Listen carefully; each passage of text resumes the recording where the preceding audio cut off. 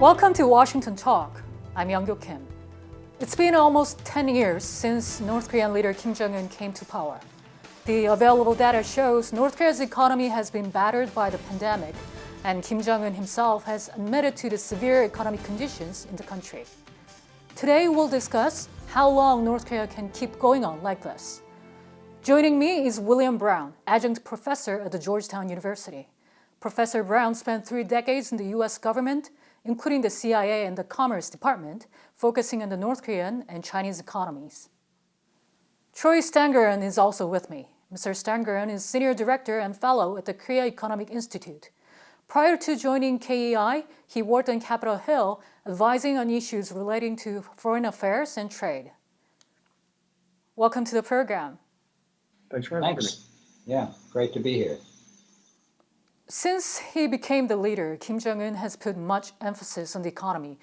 Looking back at the last 10 years, has he accomplished anything in terms of his economic policy? Professor Brown. You know, in listening and watching Kim Jong-un just in the last few weeks, in a lot of ways, I feel a little bit sorry for him.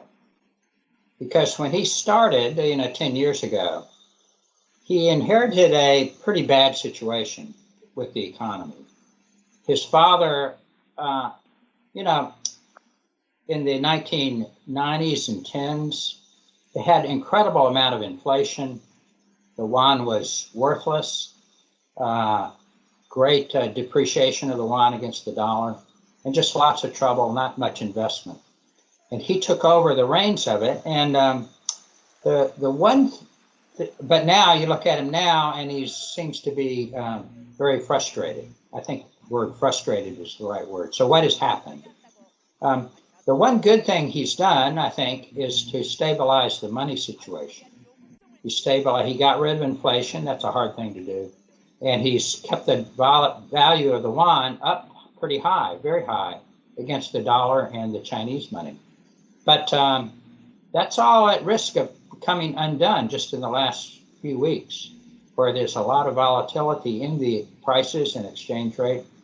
So I think he's very frustrated because the one good thing that he's done is now at risk of coming apart. Mr. Stangarone, was there any economic achievement during the past 10 years? If we look back to literally a couple months after Kim Jong-un came to power, he said that no North Korean should have to tighten his belt again. And the idea is that they wouldn't have to go hungry, that they would be able to take and enjoy what he referred to at the time as sort of the benefits of a socialist economy. But in reality, as long as he was going to continue to pursue nuclear weapons, which we've seen since 2016 has resulted in sanctions on essentially all major exports from North Korea, also sanctions on certain key imports into North Korea, it was going to be difficult to try and really one, grow the economy, 2, attract investment that you might need to take and transfer technology or other capital to take and really sort of start businesses going forward. And so I think until he resolves this tension between his nuclear objectives and economic objectives, it was always going to be too much to really hope that North Korea could get beyond perhaps a phase of, getting by. From the beginning of this year, Kim Jong-un held a number of cabinet meetings to address the economy.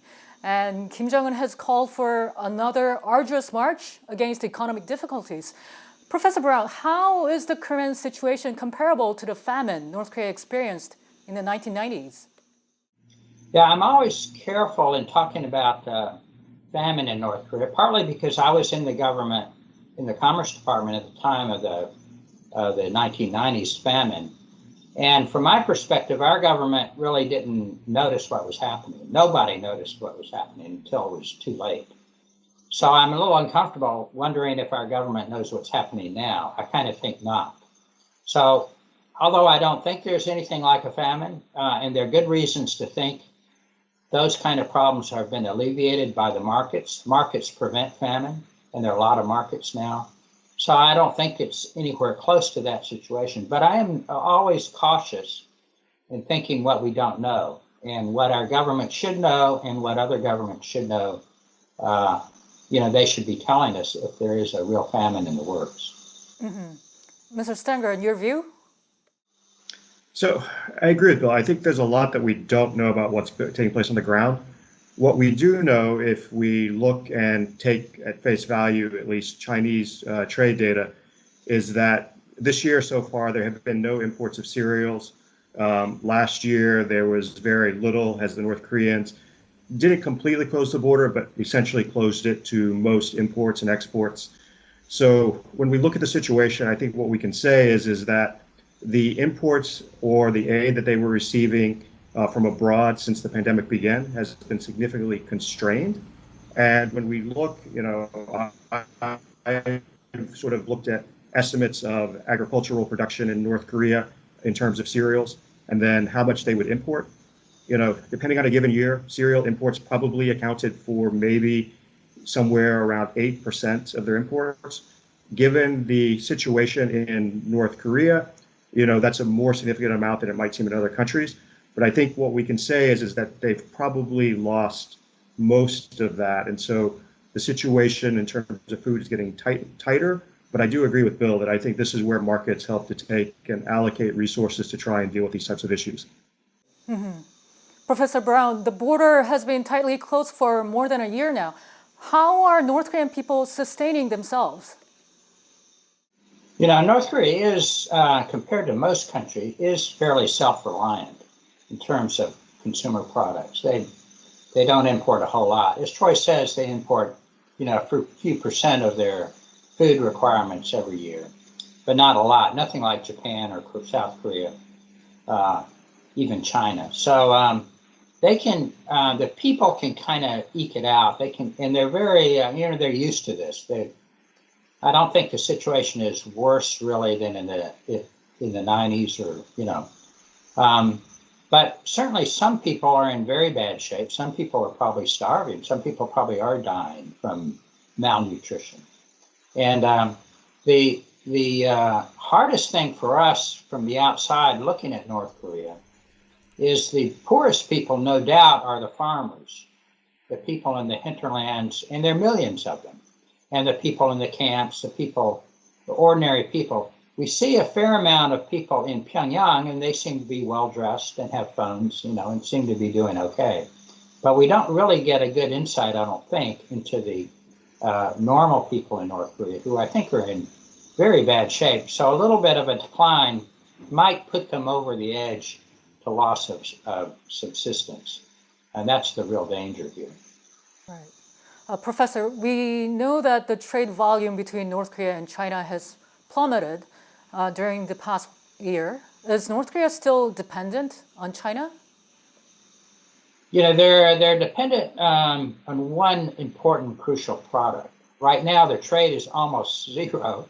It's amazing because China is usually their biggest trading partner. By far, like 90% of their trade, it's all gone, except for crude oil. Back in Mao Zedong era, Kim Il-sung era, apparently Mao and Kim made an agreement that North Korea would get 500,000 tons of crude oil. That's about 3.5 million barrels of crude oil every year from Daqing, from their Chinese big oil field, Daqing, up in the Northeast. And they've gotten that consistently. I think every month they get 50,000 tons for like 25, 30 years. That's North Korea's main, really right now, only source of crude oil, and thus petroleum. They get refined products, gasoline, kerosene, diesel, in the ship-to-ship transfers, and some of it is allowed, a fair amount is allowed by the UN. But that's relatively small compared to the huge volume of crude oil. So that's right now North Korea's biggest dependency. I've often criticized China for providing that crude oil free. They should sell it to the North Koreans like they would sell it anywhere else. China has to import crude oil, so why don't they pay for it? But I've come to think in the last year, 2 years, that maybe China is playing a smart game by giving North Korea that one lifeline. And I kind of suspect, I don't know this, but I suspect that Kim Jongun knows if he does something bad, like another nuclear explosion or an ICBM launch, that China can cut that tether And then they would be in really deep kimchi. Mr. Stangarone, is there any way for North Korea to make a breakthrough in order to change the current economic environment? So I think when we look at the situation right now in the pandemic, there's a few things that need to happen. One, just like every other country, North Korea needs to gain access to vaccines to vaccinate enough of the population to reach herd immunity. The challenge that North Korea has in this endeavor is that, in essence, they do have a cold chain system. The UN built one in the early 2000s. It's very good for basically vaccines that can be kept at sort of pool temperatures or room temperature. But Pfizer, Moderna, these types of vaccines have to be kept too cold of a temperature to basically be utilized. But the bigger challenge, because COVAX, the UN effort to take and vaccinate poor and developing countries, was going to provide North Korea with vaccines. These, though, were going to be the AstraZeneca version, which would fit in their cold chain system. But because of the pandemic's outbreak in India, India has banned exports of the production of the AstraZeneca vaccine from there. So we've seen basically those shipments cut off. It's unclear when North Korea would get them. There's also issues dealing with whether North Korea would allow monitors for the vaccines, which COVAX is requiring. But I think step one is taking and getting access to the vaccines and getting the population vaccinated. The challenge is I could see that not being until 2023 or later, the way some of these issues are sort of rolling out right now. But even once you get past the pandemic, then really you have to address the issue of the nuclear program. Sanctions aren't going to be removed anytime soon. Russia and China seem to be willing to allow a certain degree of smuggling, but that's only going to take North Korea so far. So ultimately, I think really after you deal with the pandemic issue to sort of reopen the border and normalize things, you have to deal with the nuclear issue. Professor Brown, most recently Kim Jongun said a crucial case has happened that could threaten the safety of his people. Is this Kim asking for outside help? I'm not really thinking he's asking for outside help. I'm thinking he's focused mostly domestically, almost like a laser, looking at his own situation. I think Kim is in a very difficult spot here. And I don't think he's making up issues, because I think the issues are very important for him. But it's just very convenient for him right now to keep the border closed and keep all the outsiders from coming in and taking a better look. I don't know what his solution there is. If he's vaccinations would be helpful, surely, but if that's the real problem. But even with the vaccinations, you got to wonder, are they going to vaccinate the people that are most vulnerable? People in the camps, you can imagine, would be incredibly vulnerable, but they're not going to vaccinate those first, I don't think. So all kinds of issues come up with this outside influence. Mr. Stangarone, there are views Kim Jong-un and the North Korean regime are not ready to respond to the U.S. call for talks because they're too caught up in dealing with what is happening domestically. Is the current situation really the reason behind North Korea not coming out to the talks, you think? I think it's playing a very significant role. When we look at sort of the past history of negotiations, going into the agreed framework, North Korea had essentially created a crisis by threatening to and then filing paperwork to withdraw from the IAEA. If you look at the six-party talks, if I remember correctly, just after the first round of talks, they tested their first nuclear weapon. So in each of these two major negotiations previously we've had with North Korea, the North Koreans came into the talks with a fairly strong hand. Even with President Trump and the in-person diplomacy, we often like to focus on the issue of fire and fury and like to sort of tell ourselves that we drove Kim Jong-un to the talks. But if you look back, those efforts on the U.S. side didn't stop North Korea's testing. If he goes into negotiations now, everyone knows that the North Korean economy is in significant stress. We know that the pandemic is going on. From the North Korean perspective, you're essentially going into talks, in a very weak position. I would, hazard that if I were in his shoes, I would want to get through the pandemic before I look to return to talks. So I wouldn't, preclude them because situations could change. But I think that that's probably playing a very significant role in why we haven't seen North Korea be willing to respond to requests on the U.S. side for talks. Professor Brown, doesn't the economic difficulty give all the more reason for North Korea to open itself to the outside world? Well, not really. As Troy is suggesting, it's very hard to open up when you have internal problems, unless they're really desperate, like maybe they were in the Great Famine. But they're not that desperate at this point, obviously, or they would be asking for help. They're not asking for help. But more broadly, I think, as an economist, I always like an economy to try to correct its own internal problems before it opens up. This was the real genius of South Korea in the early 60s. They cleaned up a lot of their internal problems with their money system before they opened up. China did the same. I'm thinking North Korea needs to undertake some important internal reforms to make it ready to open up. If I were them, I would be deathly afraid of opening up in the face of massive China right next door, big, powerful Samsung Industries in South Korea, Japan, the U.S. I mean, they must feel very vulnerable to those kind of companies and countries. So, but there's things they can do internally to make themselves ready for that and prosper from it. But Kim started to do that. He just hasn't finished it. And that's, to me, the problem. He needs to push through and finish some of his reforms. Professor, how long can North Korea continue on like this? I mean, as you said, will Kim Jong-un be able to finish what he has started? Yeah, I think North Korea is changing quite a lot. So it's a little bit unfair to say, they just muddle through or just keep going on and on. Things change naturally. And North Korea is a very different economy now than it was 10 or 20 or certainly 30 years ago. The big change is the use of money. Everybody uses money.